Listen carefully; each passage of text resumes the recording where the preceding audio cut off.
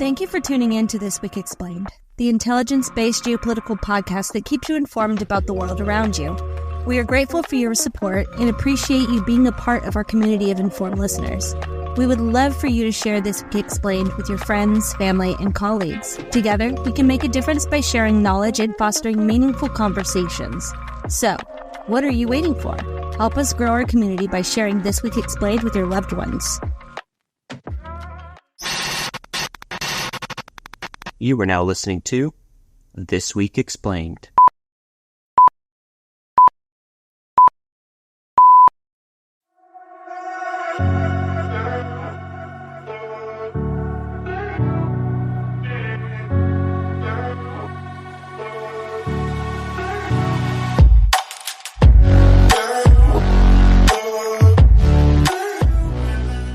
Hello, guys. We are back for our 2-year This Week Explained bonus episode, and we are going to answer all the questions that we've received, and we got some nice little notes from people, and we're just, celebrating the fact that we've had you guys listen to us this long, and we're sorry. Tiana's sorry. I really appreciate the questions, all the questions that came in, and right.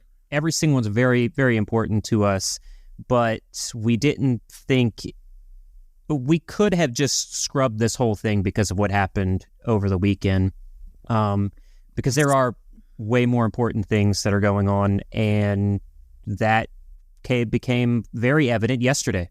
So instead of diving right into our listeners' questions and everything, we are going to discuss what occurred in the last 2 days, which I'm sure everyone is aware of it, but we're going to give you some insight from Kervin's big brain. Well, should I call Chad out? Because not everybody was tracking. He had to have been joking. Let's not be nasty right now. Okay. This is a happy episode. So okay. Let's dive right in, okay? The Hamas attack on Israel took everyone by surprise. Can you give us an overview of what happened and why it is such a significant event?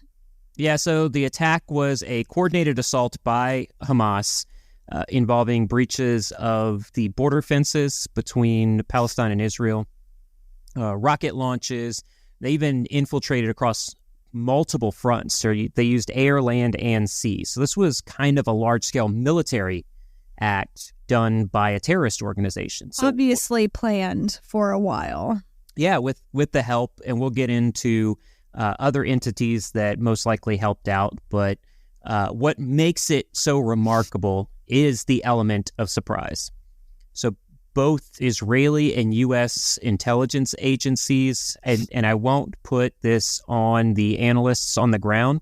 I do believe that some analysts were actually highlighting this, but the leadership within their agencies dismissed it, because they just like the 9/11 attacks, they said, hey, this terrorist organization is neither equipped nor dumb enough to do this. And that's usually what happens when you miss this sort of coordinated attack. So it does appear that those agencies have missed the signs that there was this planning of a large-scale operation. Wow. Don't you love it whenever they're so dismissive over something like that? And it's tragic for us. We didn't learn any lessons, apparently, since we're still falling into the same traps every single time. But, yeah. Okay, so this is primarily an intelligence failure, or, does it extend to a broader governmental failure instead? Yeah, so, I always say two things can be true at the same time, meaning it's a multifaceted issue. While the intelligence community does share some responsibility for not detecting the attack, like when it was going to happen, we've also got to consider the broader government context.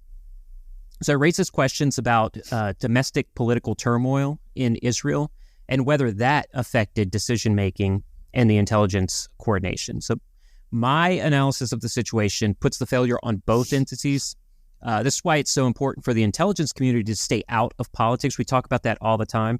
I say it when I go on podcasts, when you and I discuss it. I don't like to talk about politics because it kind of pulls you away from that unbiased concise, factual reporting because you're Right. reporting a worldview. And I think in the U.S., we kind of need to change our policy on who's the customer of these federal intelligence agencies. So who is the customer for the U.S. intelligence agencies? That's the U.S. government and the President of the United States. Well, why would it be better to change the customer for the intelligence community? And who would you change it to? So, two great questions. Starting with the first one, why would it be better? Look, today, all we talk about is political infighting. We're talking about politics, conversation about social issues, economic impacts of various laws and regulations. And these are important conversations to have, but we can't be having that in the intelligence community. It kind of bogs down what the intelligence community is tasked to do. We've also got a domestic terrorism crisis in this country due to a small group of people feeling either unseen or worse, targeted by policies put in by each new administration. So a new president comes in and a different group of people feel targeted. Or unseen, like you said. Or unseen, yeah. And so that distracts an analyst from, taking in data and making an outside-the-box analysis that could warn of a future attack like this, because they're more focused on maybe what the social issues are or what's leading to certain factions. Their worldviews start coloring everything. Correct. Like you said, it's not as unbiased because, you're letting your thoughts and your feelings and what you take issue with kind of influence everything. Exactly. And so who I think should be the customer for the intelligence community is it's the people who need it directly, right? So the military, that should be a direct customer for the intelligence community because the military is already cooked in as part of the intelligence community. Right. And so talking between like the CIA and military intelligence factions, that's an easy thing to do, talk back and forth to. And they still don't do it because the CIA has to go to the president. And the president tells the director of the CIA what the president wants to view as far as his or her daily presidential brief. And so that muddies the waters there as well. So if we leave it to the U.S. military, and I would also say the Department of Homeland Security. Okay. So Homeland Security should be the one thing that the intelligence community focuses on. Uh-huh. So, well, I say one, but we're talking about two things. Homeland Security, so national security, and then also what foreign adversaries are doing. And that should be the two things that the intelligence community is focused on.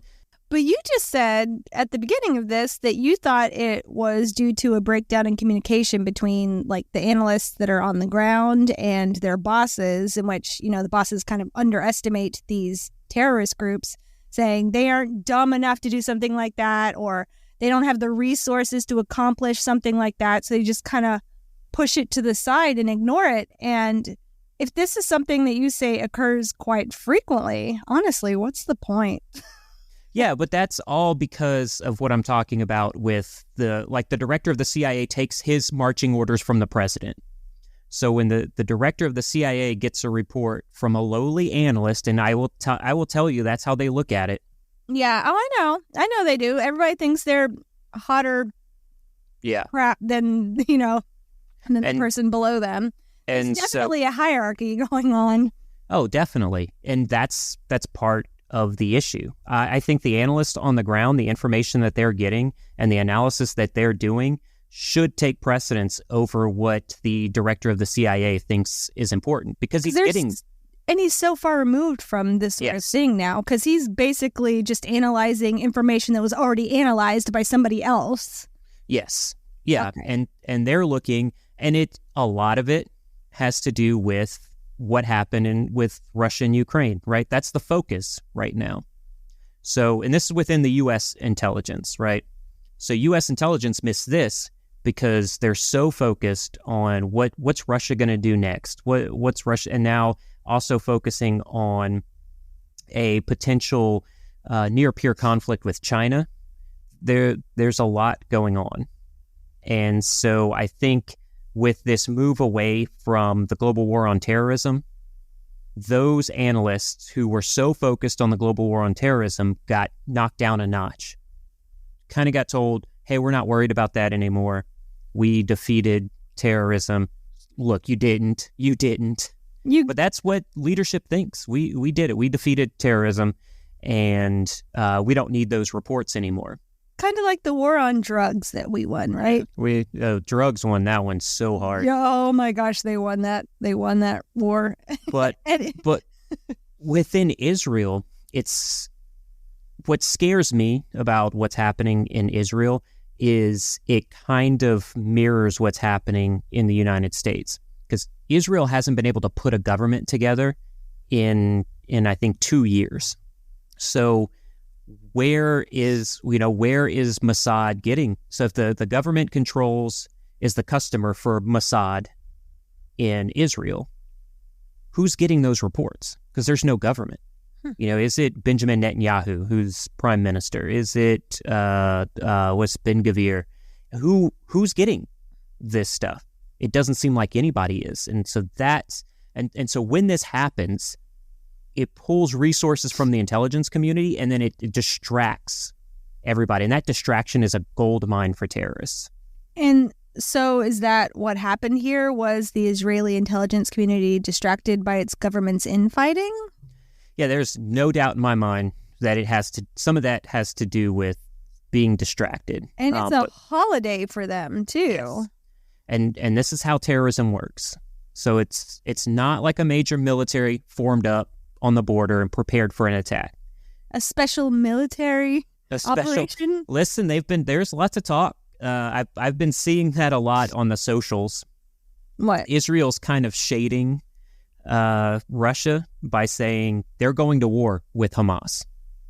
That's their declaration. They made a declaration of war, and They kind of put in quotes there. They said, "This is not a special military operation. This is a war." A little bit of shade there. But that's awesome.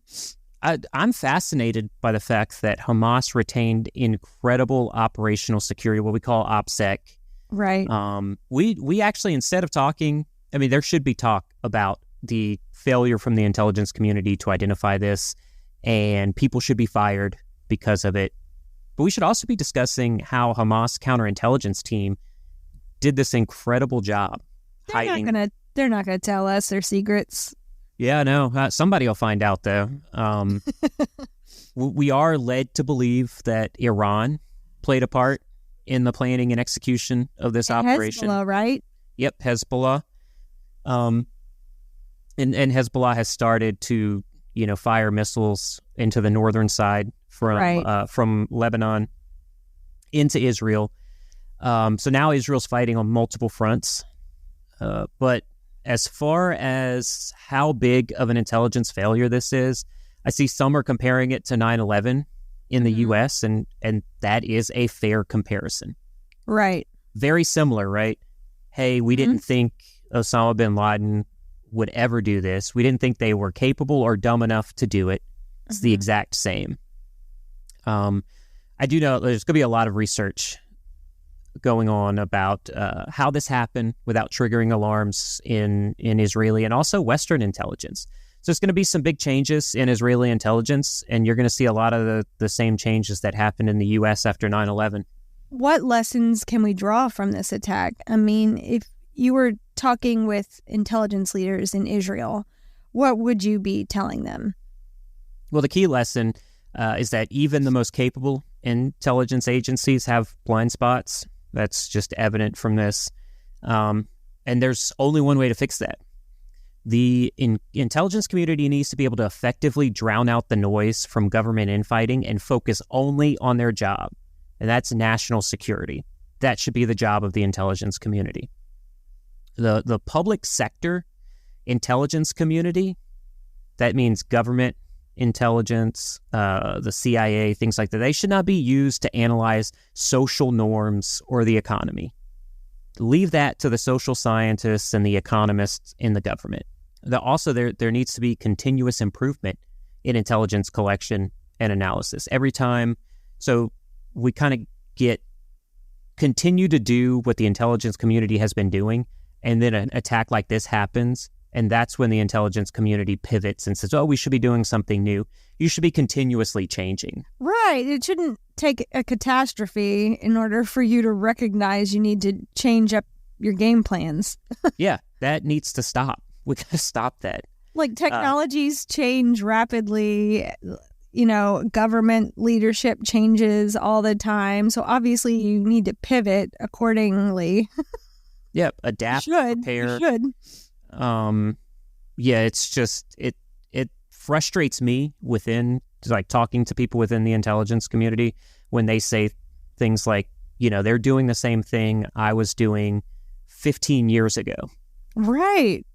It's like they're utilizing, the intelligence community does a great job of utilizing new technologies. There is no doubt about that. But then we always revert back to how we analyze a situation by saying, right now we use a lot of counterterrorism stuff within the U.S. And that's great when you're dealing with counterterrorism, which would have been done for this. But now we pivoted to Russia, and we still tried to use the intelligence community counterterrorism, or COIN, which was the sort of counterterrorism operations, to do the exact same thing towards Russia, and we lost focus on the actual terrorists. And I think that's what happened here. And then finally, I would like to say that this event proves there needs to be timely and effective intelligence sharing, and that's both domestically and internationally. Well, moving forward, are we looking at a major security disruption in the Middle East? I mean, sounds pretty terrible. Yeah, right now it's within Israel and Palestine. There's some movement into Lebanon, but there is potential for escalation, for bleed over into other regions. So this attack, like you said, came at a sensitive time. It was a holy day. But also there were these signs of a deal with normalizing relations between Saudi Arabia and Israel. Right. That seems so hopeful. Very, very hopeful. And so that's part of why this was planned at this time. So right? You think Saudi Arabia was in on it? No, I think Iran was in on it to sway Saudi Arabia. Away from Israel? Away from Israel, and that's happening right now. So they're already backing out on those potential normalizing relations? Oh, geez. They certainly are, and it was, I really do, in my analysis of the situation, my opinion of it is that Iran planned this. Hamas is a Palestinian terrorist organization that is funded by Iran, and I do believe Iran told them, carry out this attack, you have our full backing, because they want it to serve as a warning to other countries within the Middle East considering peace agreements with Israel. So with that said, we can't ignore the possibility of increased volatility in the region. Iran is often a key player in Middle Eastern conflicts. Do you see them getting involved, like overtly involved in this situation? Yeah, because, what I'm talking about is very covert. Right. Because they haven't come out and admitted it yet. Right now, they're just kind of... Right, we support Hamas. What happens. Yeah. Death to Israel, we support Hamas, but we don't know what went in on the planning. That'll come out later. But I for sure think that Iran's going to get involved militarily as this escalates. Iran has supported Hamas in the past. If the conflict escalates, they're going to choose to become more directly involved. Their influence in the region cannot be underestimated. But then I guess they're going to quit sending drones to Russia, huh? Ooh, that's right? There is so much, and so the next many layers to this. Yeah, the next episode of This Week Explained is going to cover all of this stuff because Russia is getting involved, and there's all these sort of layers. Yeah, because Iran obviously, they've already confirmed, right? Or no, they didn't confirm it. No, they just found some drone parts that were Iranian, right? Yep, they still say they have not sent the Shahed drones to Russia. Yeah. Well, if they're focusing on their own conflict, I don't see them getting any more drones from Iran. Russia getting any more. That's why they have North Korea, right? Oh, maybe that's why they friggin' went so hard with North Korea. They knew it was coming. The love fest, yeah. It had to be maybe, We're breaking news here. Look at that. Well, don't say we're breaking news. We're speculating here. Very much speculation. Okay, so if the U.S. decides to get involved, which, gosh darn it, what might that look like? Yeah, Israel is one of the U.S.'s top allies. I mean, they are the top ally in the Middle East, but globally, they're one of the top U.S. allies. So is the U.S. going to get involved? Yes. As this drags on, U.S. will get involved, but it's going to come in various forms. We're not talking like boots on the ground, U.S. military. It's going to look like diplomatic efforts or military support for Israel, meaning when I say military support, I mean sending military equipment. I don't mean boots on the ground. Okay. The extent of their involvement is obviously going to depend on the evolving situation. So as it drags on, you're going to see the U.S. ramp up. But also, what are the U.S. foreign policy goals? Do they want to keep Israel that top ally? Or it goes back to changing of administrations. How does the Biden administration see Israel? Right now, as long as Israel continues to be able to defend itself without a large-scale U.S. military deployment, I do think the Pentagon's going to choose to just send military equipment, much like what's being done for Ukraine. Once that's started, you'll see them tackle the diplomatic approach. They're going to bring in a bunch of the allies in the Middle East that are wavering and try to bring them back towards Israel. Are there any indications that other countries might become involved? Yeah, there's so friendly Arab states. I'm talking about friendly to Western nations. And we're talking about Egypt, Jordan, Qatar, Saudi Arabia. They're closely monitoring the situation because they have vested interests on both sides. Egypt and Saudi Arabia publicly stated that they support Hamas right now because of Israel's oppressive government. I think what Hamas has done is not warranted because of quote unquote Israel's oppressive government. But the involvement of those countries is going to depend on how the conflict develops and their respective alliances. So each country is going to evaluate the pros and cons of remaining neutral or getting involved, and that's not something that they're going to do quickly. They're going to decide on this over time. Well, what are the broader implications of this event for the future? The biggest question here is, how does this affect peace negotiations in the region? Right now, it's eroding hopes for a two-state solution in Israel. That was supposed to bring peace in the region. Palestine and Israel, two-state solution, they can come together. That's eroded. That's going to have repercussions beyond the Israeli-Palestinian conflict. It's going to impact regional dynamics in the Middle East. Should the U.S. and Western Europe be nervous about this development? I mean, I'd say yes, but... Yeah. I mean, yes and no. I don't think you should not be sleeping at night because you're worried about a terrorist attack. I'm not saying that. I'm just saying, feels like the world's crumbling over there.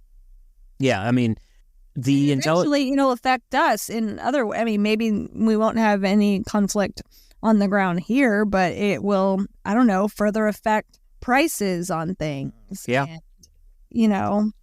And in that mindset, you should be nervous. This adds another conflict around the globe that increases prices, that, stops goods being shipped and everything. But that's on an individual level, that's what you should be nervous about: increased prices, not having access to certain things. Yeah, availability.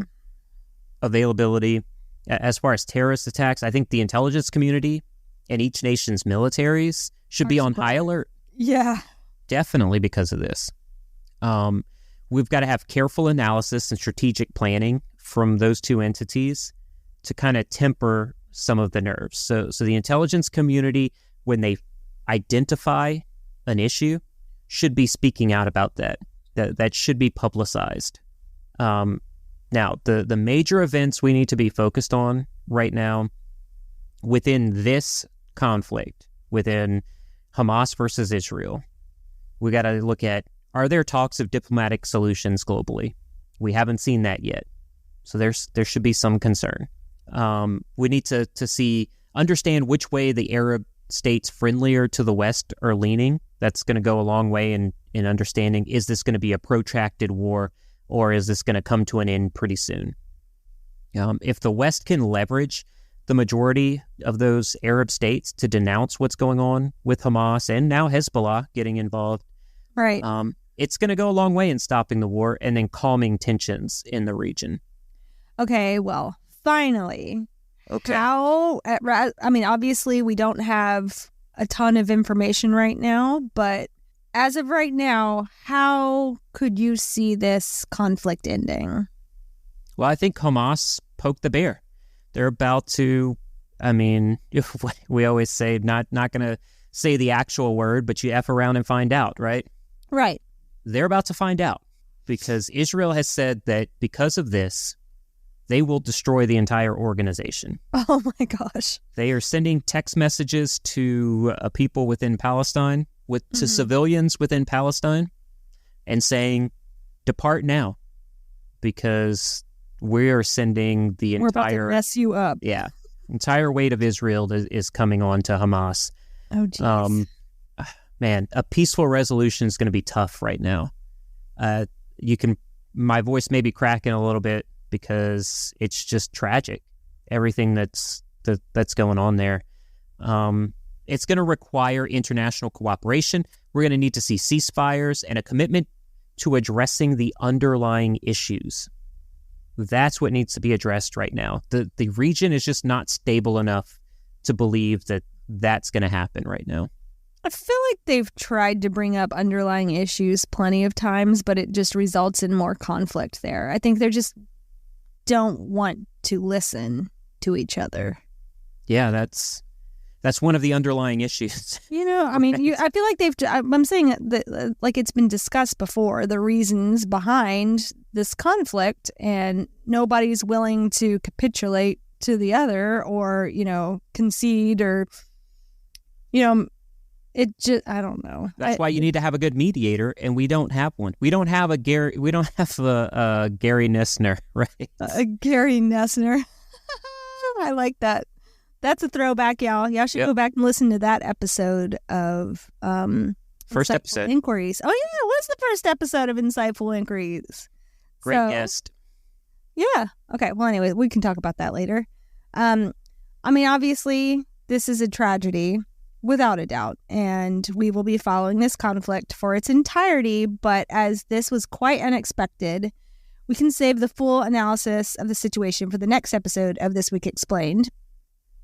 But because it is our 2-year anniversary, and to say thank you for following along to our independent podcast, we wanted to give you, the audience, a voice on this episode.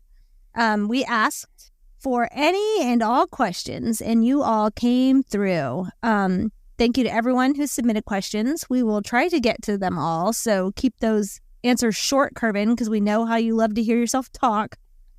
It's already bad.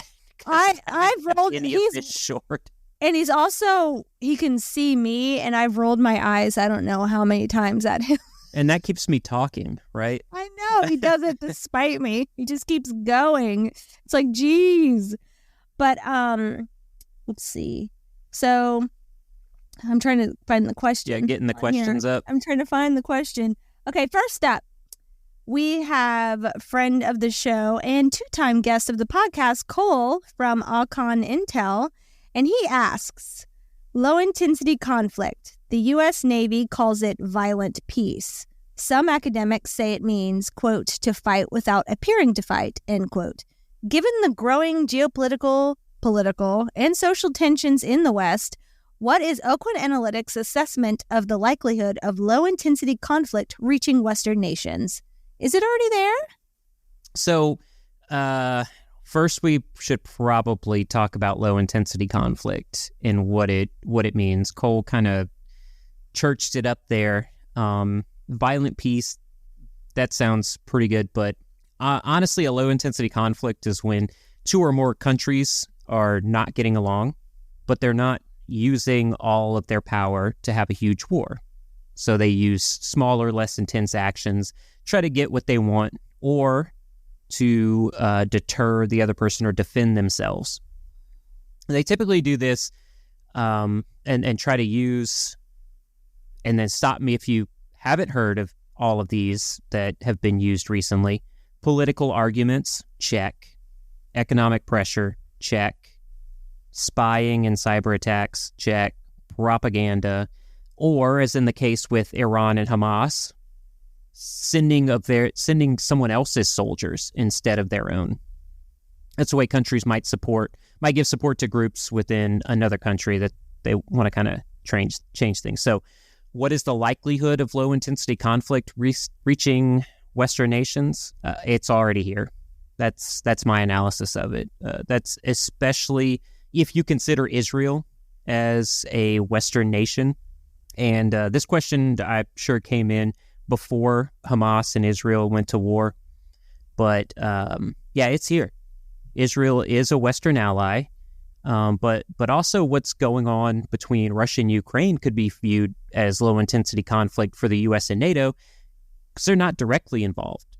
But they are dealing with quite a few of those examples. They're dealing with cyber attacks and spying, propaganda, political arguments. We're seeing that within the U.S., right? So look, Cole's always he's out front on all of this stuff. So go follow him. If you're not following Cole, I don't know what you're doing. He's got a lot of great analysis.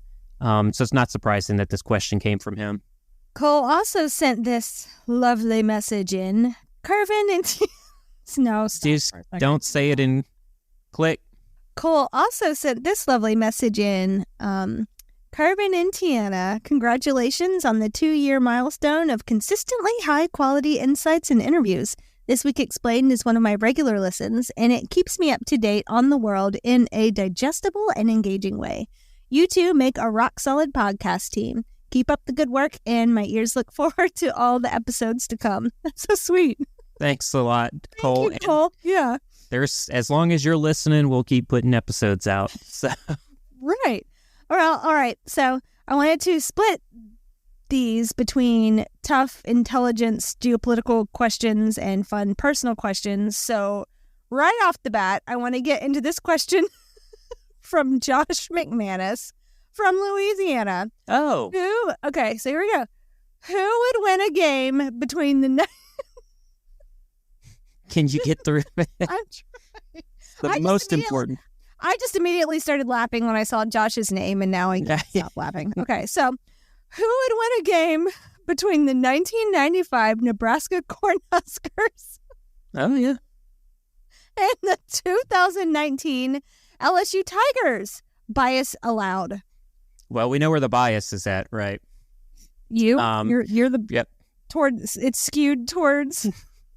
So bias allowed. LSU 2019. I mean, the 2009 LSU team would beat the 95. The 1995 LSU team would beat the 95 Cornhuskers team if bias is allowed. But an analysis. Was it 2003 or 2004 when they won then too? It was like 2003 LSU won, and then 2007. I'm still mad at myself for my sister and I won the lottery to go to that freaking game, and we and it was against Oklahoma. Was that against Oklahoma? Yeah, I think so. Yeah, and so gave the tickets to your family to boys. So never do that. Never do that. Never do that. Do not give your tickets to boys. Yeah, Taylor Swift. Don't do it. What? Taylor Swift doesn't have to give her tickets to anybody. Come on. They're giving her their tickets. All the Swifties buying up tickets. Go to the games. Well, answer. Okay. Okay. Did you answer it already? No, I won't. I will answer it through an analysis of both teams, and I'll keep it very brief, like you said. Better. the 95 Cornhuskers had probably one of the best defenses in college football at the time. But if we're talking about 95 and 2019, like I think a better comparison would be the 2005 or 2006 USC Trojans that had Matt Leinart, Reggie Bush. They had a great defense. I think that would give the 2019 LSU Tigers a run for their money. But I just don't think there's any comparison to that 2019 team. They had Heisman Trophy quarterback, maybe one of the best pro-style quarterbacks in college football history. In our son, Joe Burrow. Joe Burrow. We call him our son. Yeah, the Tiger King, the only Tiger King. The only Tiger King that matters for sure. Yeah, I don't think the 95 Cornhuskers would have a chance. Their defense would keep it close. It wouldn't be like the national championship that was just a blowout. But there's no stopping Jordan Jefferson, Joe Burrow, that group. You can't do it. Okay, well, next question, and let's do a geopolitical one. Okay. So Mike from Instagram asked, how do you foresee a war with China playing out? Urban or jungle ops? And would a war with China bring in their allies as well? Well, I think it starts with naval and air assets. Thanks, Mike, for that. That's a great question. Thank you, Mike. And so those assets would be deployed along the coast. And so then when Xi gives the go-ahead for those assets to launch, they're going to launch to invade Taiwan by air and sea. And it's much like Russia did along the border with Ukraine. Stage all of those troops up there and then invade. So it's going to be a large-scale naval battle at the beginning. This is what the U.S. is training for, and that's what they think they're going to need to be prepared for, is a large-scale naval battle. Now, as the war gets into a protracted war, so a long-term war, there's going to certainly be a mix of urban and jungle warfare. I think that as far as the U.S. is concerned, we're at a disadvantage in jungle warfare. We really need to do a better job training for that environment. Look, I can tell you from what I'm doing now that the U.S. is working on improving training in that particular environment. Now, urban warfare, especially on the island of Taiwan, is an advantage for the U.S. This isn't on the same scale. It's the U.S. fought, but the U.S. has fought an urban war for over 20 years. We fought in cities like Baghdad, Kabul. That made urban warfare training a necessity for everyone involved. So I do think that the U.S. is a bit more prepared for that. Now, would China bring in their allies? Yeah, they're definitely going to bring in their allies once the U.S. is fully involved. The CCP, the Chinese Communist Party, is going to continue to use anti-Western propaganda to influence allies to join the fight. This is why China's working so hard to improve relations. Those relations that they're trying to improve is with Latin American countries, so they can take the fight directly to the United States. Okay, well, with that conversation in mind, let's take on another question that kind of fits both personal and geopolitical. Marcus asked, reading about wars and conflict every day must be exhausting and emotionally draining. What do you guys do to stay sane? Okay. I mean, I can say we watch a lot of comedies. We try to just decompress. Right. We try to find the dumbest movies. A lot of times whenever we're just exhausted, mentally exhausted, and just don't want to hear any more sadness or strife, don't want to hear any more about that, we try to find the worst, lowest rated movies we possibly can on Amazon Prime, because they don't have very many good movies for streaming, but they have a lot of garbage movies for streaming. Your dad used to explain it as see the stars and gold stars is how many stars it is. The white stars are how many stars it is, but he would call it 4 black stars or something. Yeah. Yeah, it was gray stars, right? Because the white stars is... Yeah, just, the ones that aren't filled in, the parts that are filled in, he would judge them by that. My dad actually got us hooked on watching garbage movies that probably should not be allowed to stream. And we just make fun of them the whole time. Like we talk through the entire movie and talk about what we don't like about the movie and what wouldn't be able to be made today and how racist this is and how misogynistic that is. And we really, really enjoy it. We just dissect these movies from like the 80s and beyond. Yeah, comedy is a great way to kind of decompress from it. We do video games, play video games. I read we both read books. I like to just watch sporting events just to keep my mind off of things. You do too. You come with me to all the sporting events as well. Oh, I love sports. And what else do we even do? We've done away with caffeine. We don't drink caffeine anymore. Who are we?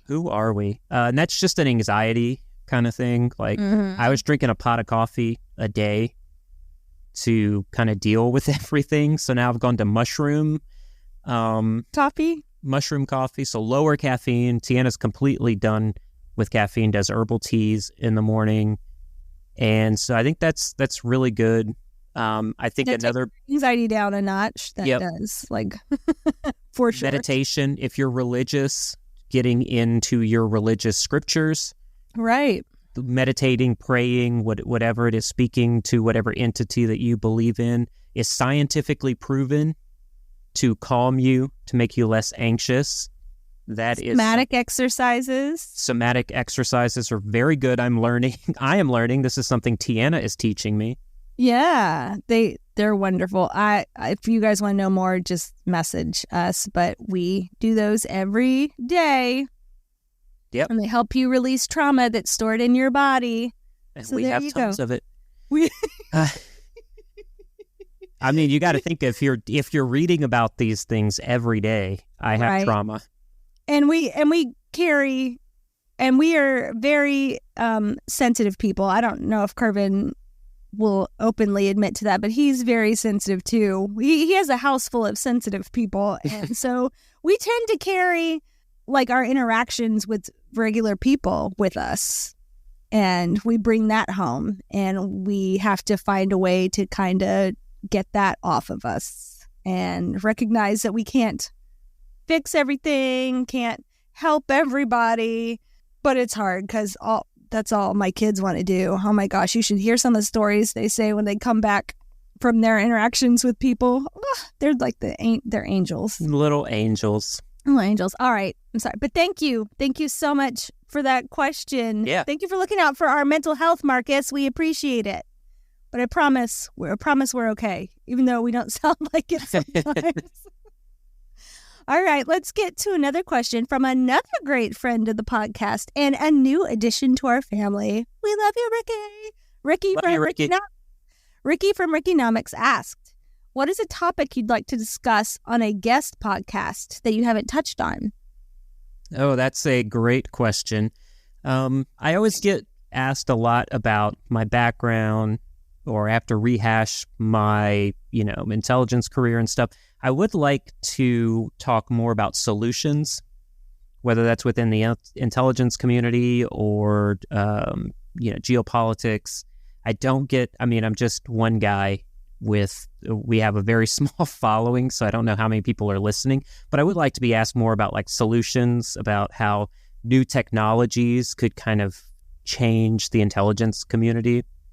So if I'm being honest, that's really something I wish people would ask when I'm doing these guest spots. You are a problem solver kind of guy. Anytime I have an issue or a problem, you immediately start coming up with solutions while I have my panic attacks. Yeah, and I have been working on not doing that, because a lot of times you're not trying to figure out a solution, you're just trying to vent. And that is a solution in and of itself, is I'm going to vent all this out, publicize it to you. Still, it helps me whenever, like, hearing that you know a way to attack a certain thing, and so I can calm down, but it does kind of wind me up more. Yes, I can have that effect when I do talk about solutions, and so that's probably part of the reason why I would like to discuss that, is to get better at publicly discussing my solutions. Because hey, one of my solutions for the global droughts and stuff was desalinization. That was in 2010. It's 2023, and MIT has just now considered that a good form of That's so wild. How is it preventing just now? droughts. That just doesn't make any sense. How? So that's why that was one of those. Ugh, well, yes, please, someone ask him about solutions, because he's always trying to come up with solutions to problems. They're not all people's good. Problems, his problem. Hey, you gotta, it's called, you just troubleshoot. Trial and error. Trial and error. Okay. So our next question comes from Aaron at Jack of All Tradecraft. He's a pretty good dude too. Yep, friend of the podcast. Friend of the podcast. He's a good guy. So what does, quote, war with China, end quote, and war with Russia, so what does it actually look like? And here's a follow-up. Are we already at war with strained international relations, constant cyber activities, and economic tensions? Excellent question. I'd expect nothing less from Aaron at Jack of All Tradecraft. Follow him if you want. He deals a lot with safety and safety and security. He's got a lot of really cool suggestions, especially if you're a big traveler. Yep. He's also really good friends with Andrew Bustamante, so he knows what he's talking about because he's actually developed some of the courses that Everyday Spy is doing. So a physical hot war with China and Russia, that's World War III. That's what we're going to be looking at. And I say that because it's going to be fought on multiple levels. So the fighting is going to bleed over into the Middle East and Africa. That's why we focus on the continent of Africa a lot. And it's going to be on a scale that we have never seen, because I don't think anyone listening right now was alive during World War II. No. Okay. That is what the scale is going to be for this one. Multiple fronts, Europe, Asia, Africa, even South America. Whatever you say, South America for sure, since China's working so hard down there. Exactly. Whatever you think about those countries' militaries on an individual level, China, U.S., Russia, it's going to be a near-peer conflict in a contested environment. That means the U.S. and China, they're going to need to adapt to the environment. Russia, right now, their military is being depleted by the war in Ukraine, but they're learning lessons right now. The lessons they are learning will be useful for them and for China during a conflict like what I'm talking about right now, a near-peer conflict. Now, are we already at war? If we're talking about a Cold War, I would say yes. If we're talking about what Cole asked about from Allcon Intel, like I said, we are already at war. A new Cold War with at least China is already happening. A hot war with Russia is becoming more and more likely the longer the war in Ukraine goes on. So that's what we're looking at right now. Now, I have a question for you, Tiana. For me? For you. Okay. This comes from Instagram. Oh, God. It is from I Have Pets. Oh, jeez. On Instagram. And first of all, she asked if she could get a birthday shout out from her favorite podcasters. Right. I would like to know how many podcasts this little turd has listened to. So for those listening that are wondering why we're calling one of our favorite listeners a turd, is because that is Charlotte. That is our youngest. And her birthday's coming up. And so would you like to give Charlotte, I know you're listening, and I've told you to stop. She came in the kitchen whenever I was putting the smothered pork chops on, and she's like, I heard that I'm going to get a birthday shout out on my favorite podcast. And I was like, we'll see. We'll see. So here it is. Let's see. Will she get it? Well, obviously, happy birthday, my beautiful Charlotte Olivia O'Quinn. I love you so much. You're so much more than I could have ever imagined. I just friggin' adore you. I'm about to start crying. Yeah, no, you're trying to. Like she's 15, and that's just wild. Yeah. As people always say, you're not old enough to have a 15-year-old. Well, we have a 19-year-old. Yeah, So we have a 19-year-old, and we're about to have a 17-year-old. So, Yep. And our two eldest are at work right now. They have jobs. We didn't ask them to get jobs. They wanted to make their own money because we told them, we're like, while you're in college and everything, we'll pay for everything. As long as you're in college and you're getting good grades, like, you don't have to worry about anything. Yeah, we're blessed enough to do that. We are blessed to have that ability, but they were like, no, we want to make our own money so we can buy crap like guinea pig strollers and outfits for the pets and Cosplays and stuff like that. So, hey, whatever. But anyways, All right. I just want to say happy birthday to our babyest baby of all babies. Happy I love birthday. you. We love you so much. We cannot wait to see where you go from here. Definitely. Cannot wait. She did have questions. That was just, she had two different questions. Oh. And I guess it's for both of us, but I'd love knowing what this question is. I would love to hear your answer because I know it already, what you've told people before. What?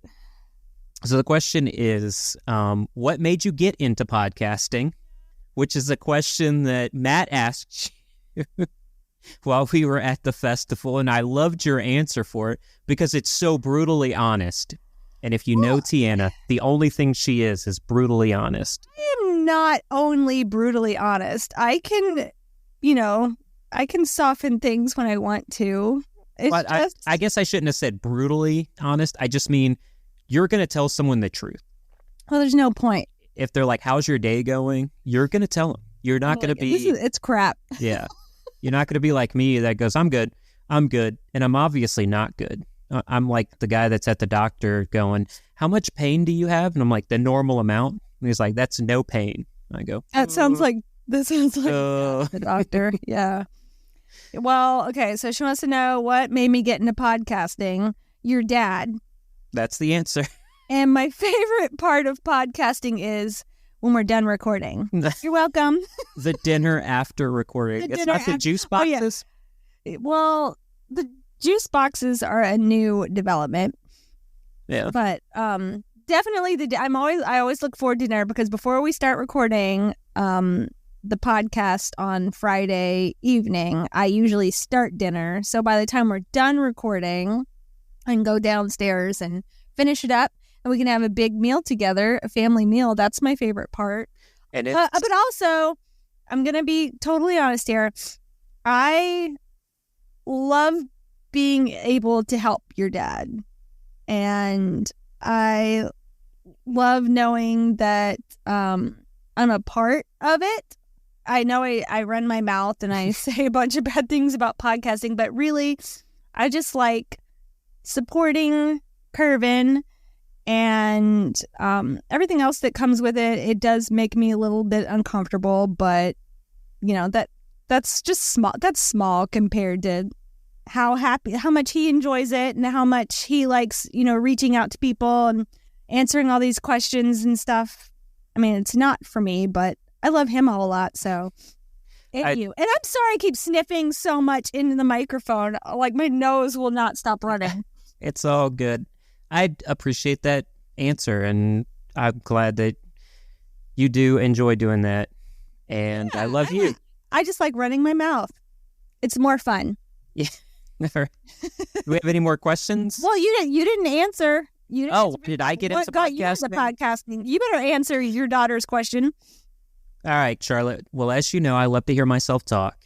Mm-hmm. And I think I have an answer for everything. He does. So that's why I got into podcasting. But really, it all started during quarantine when I kind of saw all of these events happening and everybody was talking about them through their own worldview. And I kind of looked at it like even these open source intelligence accounts were very biased and were providing insights in a very biased way. And I thought that was wrong. Mm-hmm. And I thought that podcasting was probably the best way to, I want to say attack that, but that's not a good term for it, was kind of get out front of that and show what intelligence analysis should really look like. And on that note, you should share our podcast with your family and friends. You definitely, you should. If you enjoy okay with it now, y'all. And what's my favorite part of podcasting? This is going to sound, I don't know, dopey, romantic. I love that I can do it with Tiana. I love that she gets to ask the questions to me and I get to answer it, and we have that back and forth, and that it's something that we can do together as a couple. Because we don't do anything together other than this ever. Well, we do a lot of things I know, together, but just kidding. I'm kidding. we've kind of like got this schedule now where we have the recording time. Yeah. It has now become part of our routine, and I look forward to it. Yeah, our Thursdays are really enjoyable. It's set in stone. It gives us something to do.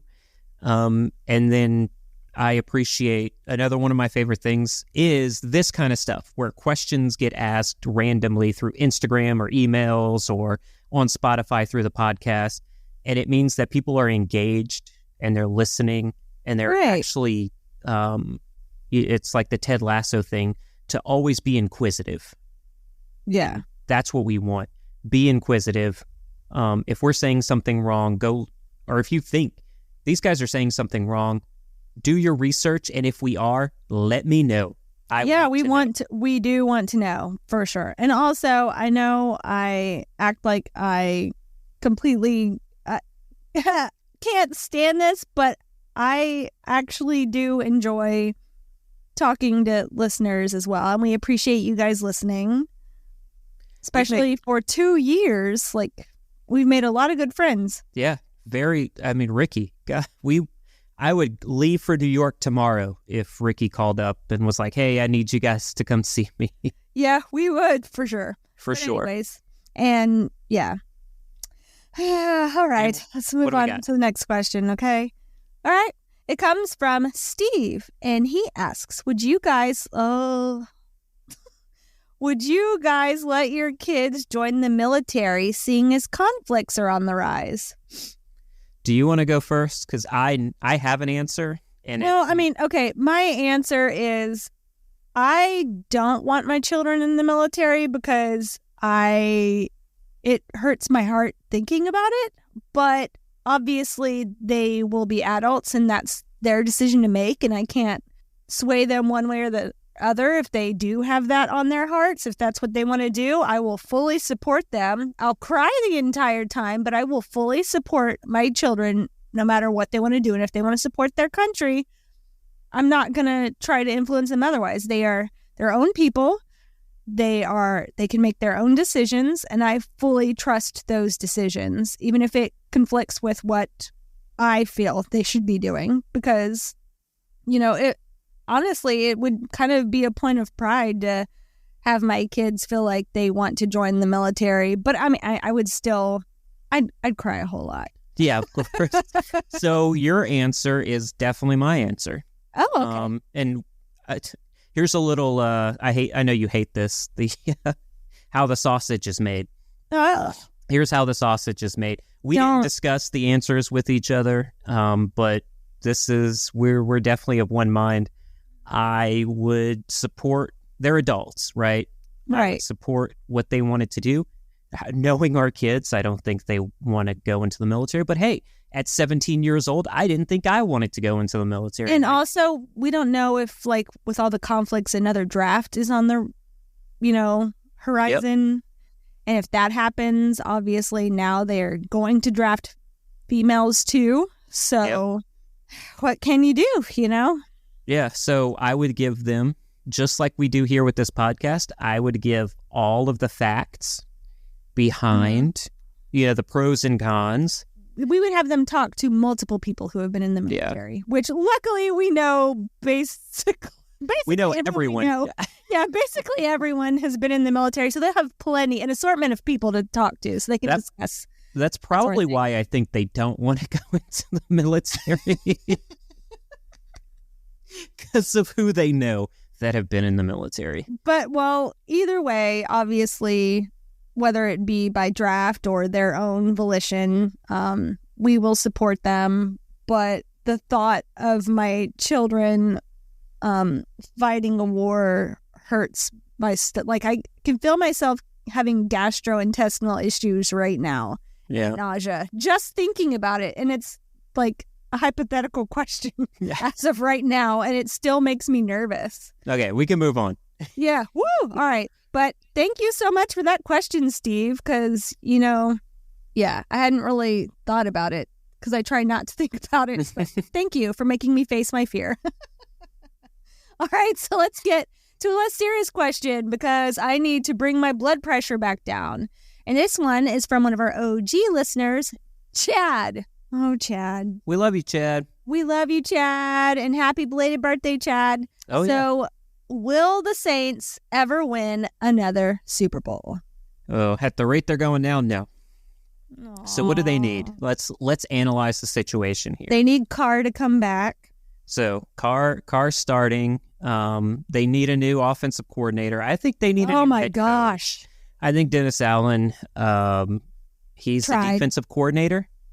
I gave him the benefit of the doubt, but he's obviously just a defensive coordinator. He's a fantastic, one of the top, most elite defensive coordinators you can find.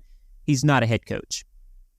So find a head coach, have Dennis Allen as the defensive coordinator, and find an offensive coordinator. And I think this team right now, that it's the way it's set up right now, if you take the coaching and improve the coaching, that's a team that can go to the Super Bowl.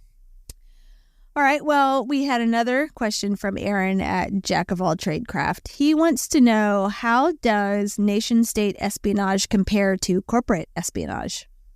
Oh, that's a good question. Being that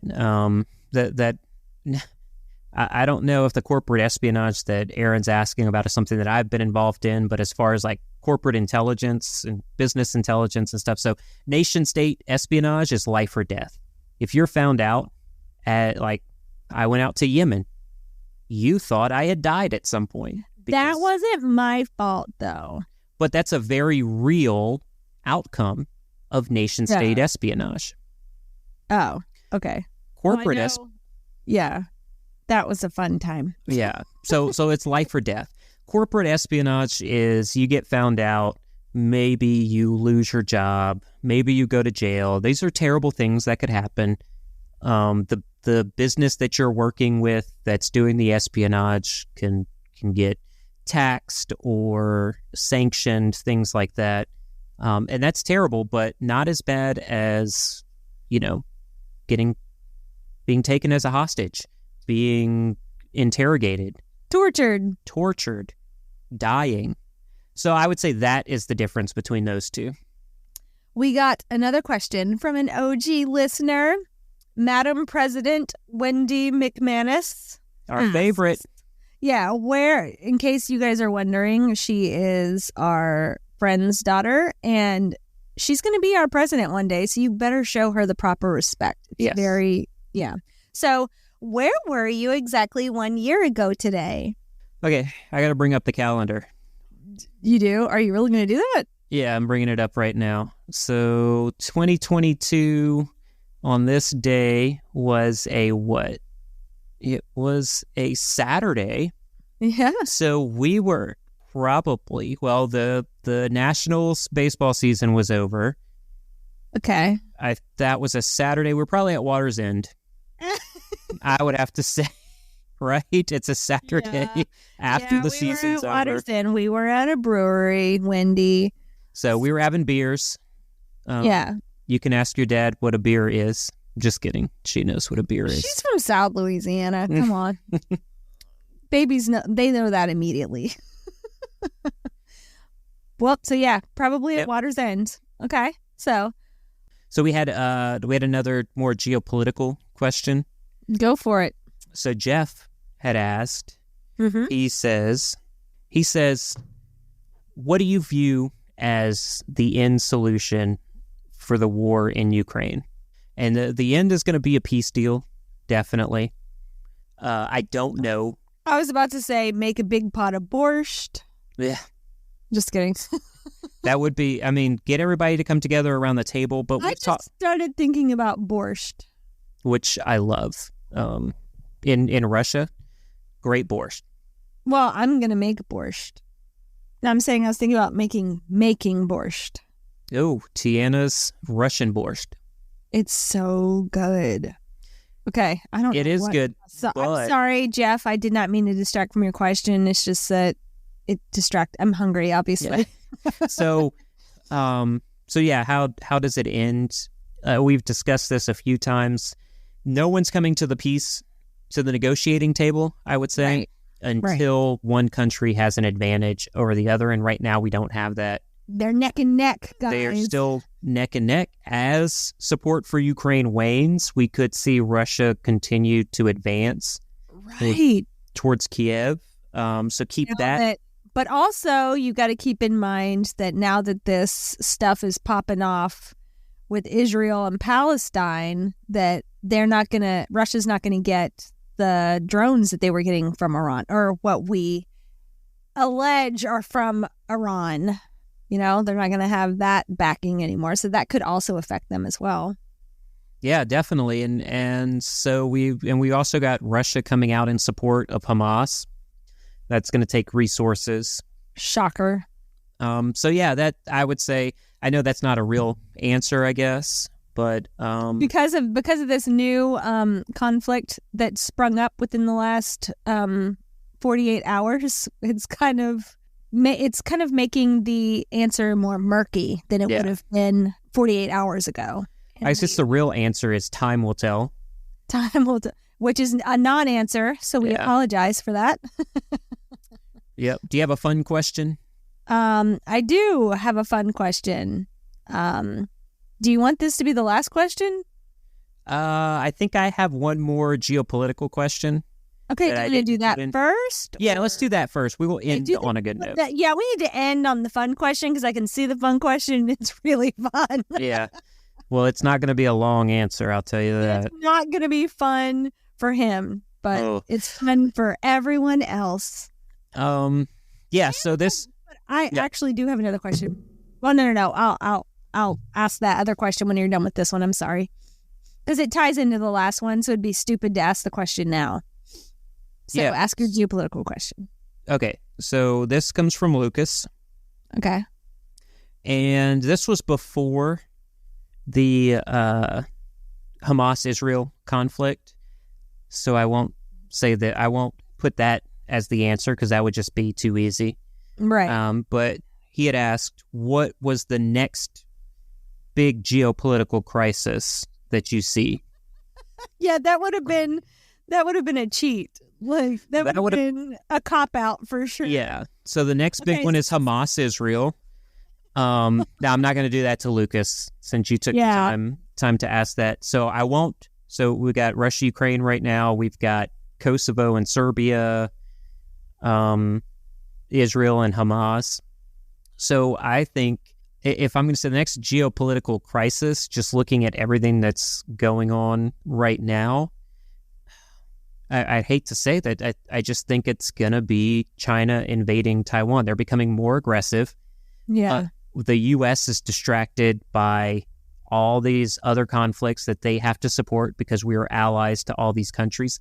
And I will say the U.S. should support it because we are allies. What if that's like part of the scheme to get us distracted with all these like conflicts that kind of bring our attention away from our own, land, and it's to that's me panicking again. That's geopolitics for you. That is definitely they're all collusion. I do feel that could definitely be it. So keep your eyes open.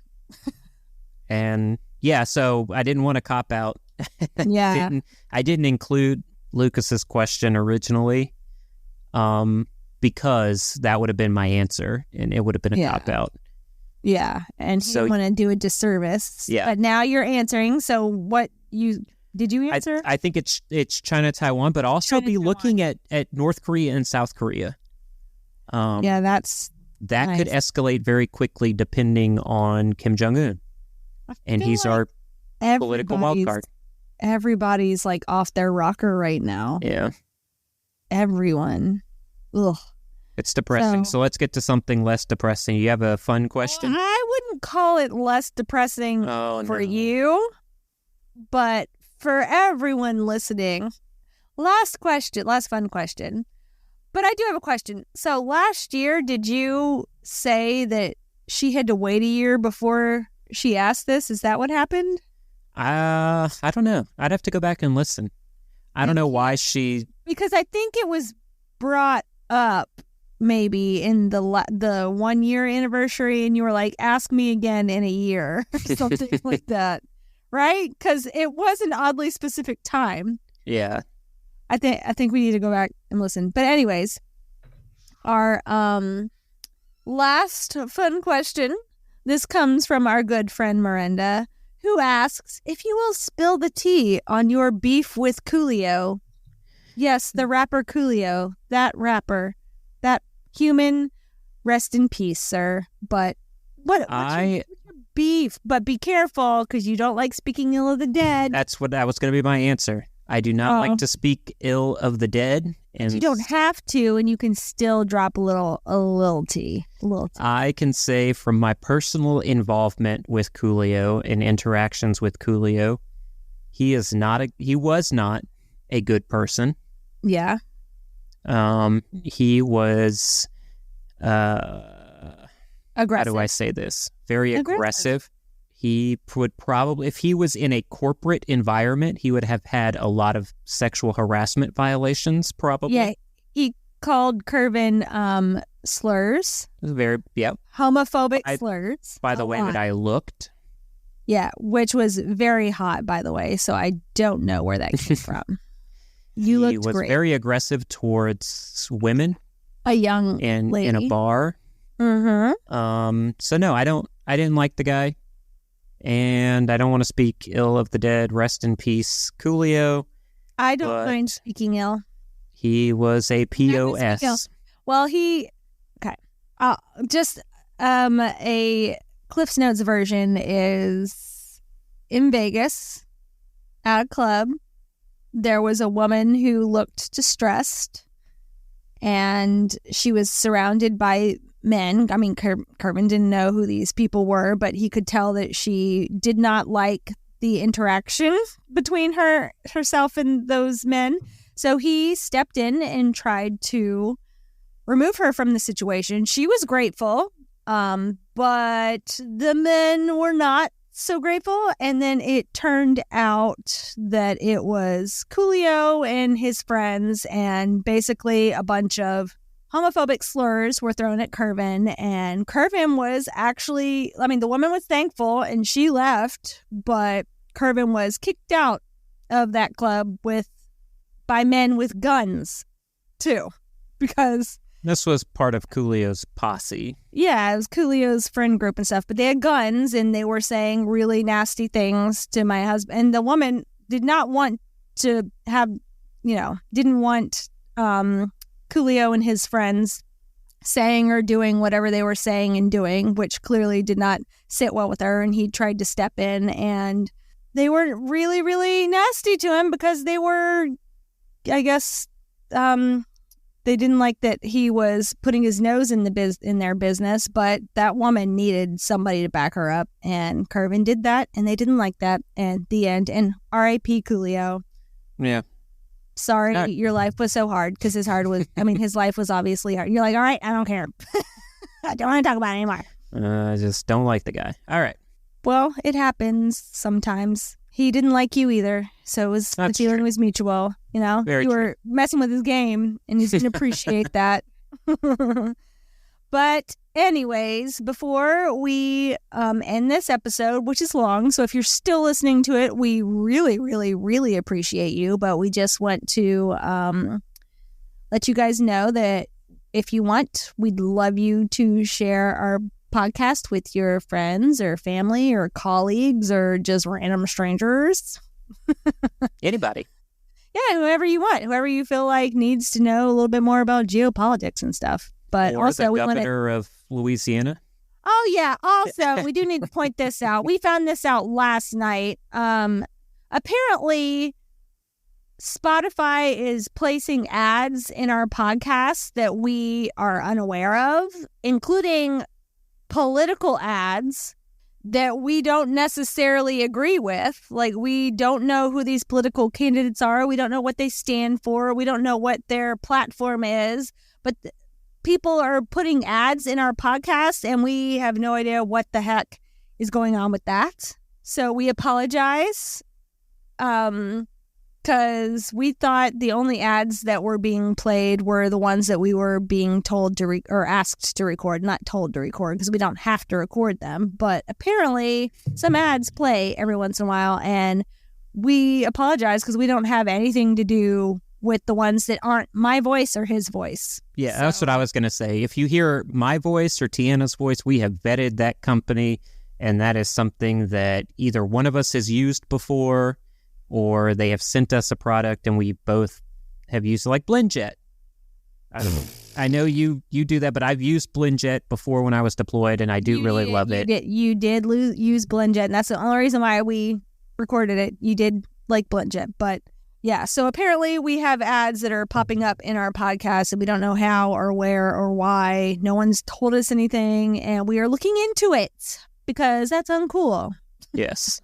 And also, finally, just we want to thank our listeners so much for sticking with us through these 2 years. It's been a bumpy ride, to say the least. We're still figuring things out, but we appreciate every single one of you. Even my cynical rear end appreciates you. So, yeah, just thank you. Just keep sticking with us. We've got some new things coming in the next year. I know we said that last year, but things kind of went. We got new mics. Rails. If you can't hear. Oh my gosh. Let us know if it sounds better. Yeah. But anyways, just yeah, if you have any questions or anything, just reach out to us. And I don't know, Carmen, wrap it up, buddy. Yeah, we're very appreciative of everybody that listens, that interacts. It keeps us going, and it just means that you guys are focused on what is happening in the world, and you want a logical, factual, unbiased analysis of the situation. So if that is true and you love the analysis that we give, yes, like Tiana said, send it to anybody. Send our podcast to anybody. Let them know that this exists, and we'd love to hear from you. But other than that, Tiana, you have anything else you want to add?